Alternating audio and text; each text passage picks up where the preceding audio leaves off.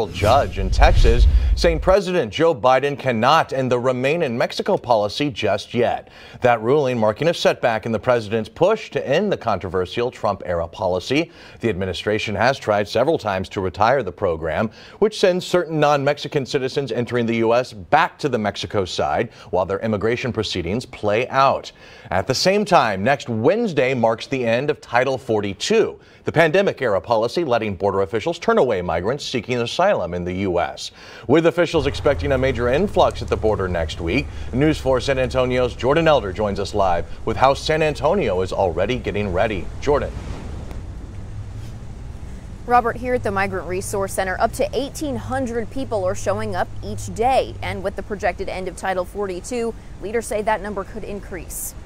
A pandemic-era health policy known as Title 42 is set to end December 21st, paving the way for thousands of migrants to enter the United States. We're doing all we can to care for that increase if it happens. San Antonio advocates like Gavin Rogers say the if is key. Courts have called off the end of this program before, but large numbers of migrants are already on their way in. This is the scene in El Paso and at the San Antonio Migrant Center. Last month, we had almost 35,000 people come through San Antonio, so the city has to play a role in this at the ground level. After Title 42 ends, the city is expecting to serve even more. We are dealing with this the best we can to mitigate and protect both the individuals transiting through San Antonio, but also San Antonio. There are already up to 1,800 migrants seeking help at the Resource Center each day.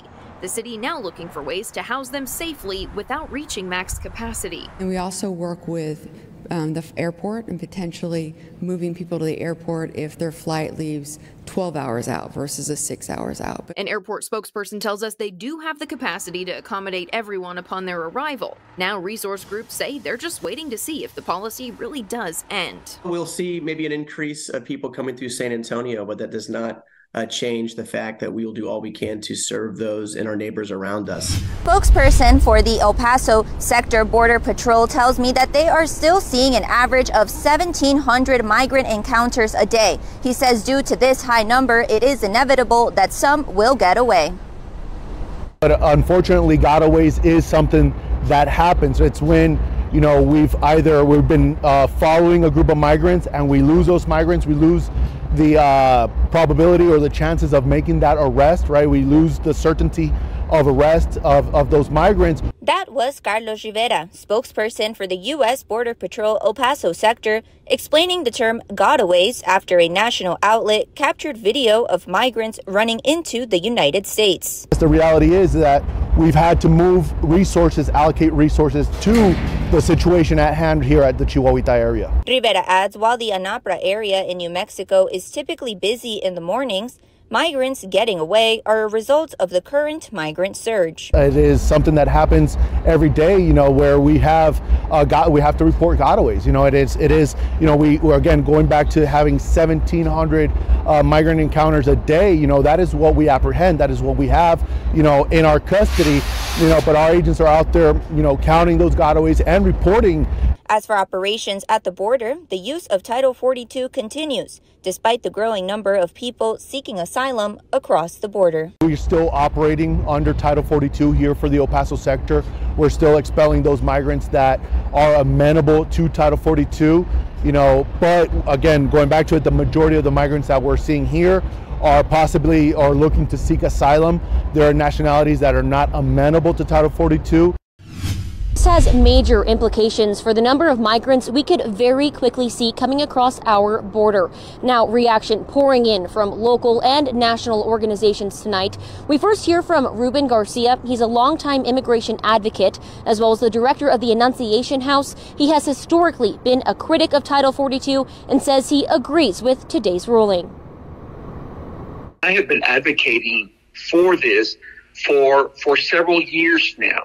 And what I've been advocating for is prepare for the day when Title 42, in fact, does get lifted. Title 42 really isn't a health measure, even though, in fact, that's where the authority to do Title 42 comes from. It's actually a border enforcement tool. I have been a very strong advocate to bring an end to Title 42, but that you plan for what you're going to do when you do bring Title 42 to an end. And I'm not sure that the Biden administration has planned for that. The judge who issued the order is a U.S. District Court judge in Washington, D.C. Judge Emmett Sullivan blames the CDC for failing to consider the harm to migrants subject to expulsion when enacting and upholding Title 42.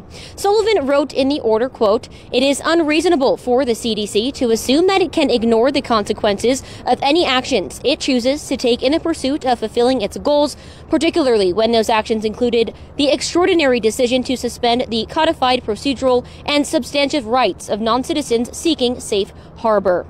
Now, local Congresswoman Veronica Escobar also commenting on the ruling. She says, quote, "For too long, members of Congress have championed Title 42 as a, quote, solution to the challenges we face at the southern border and as a substitute for real and meaningful immigration reform. It is neither."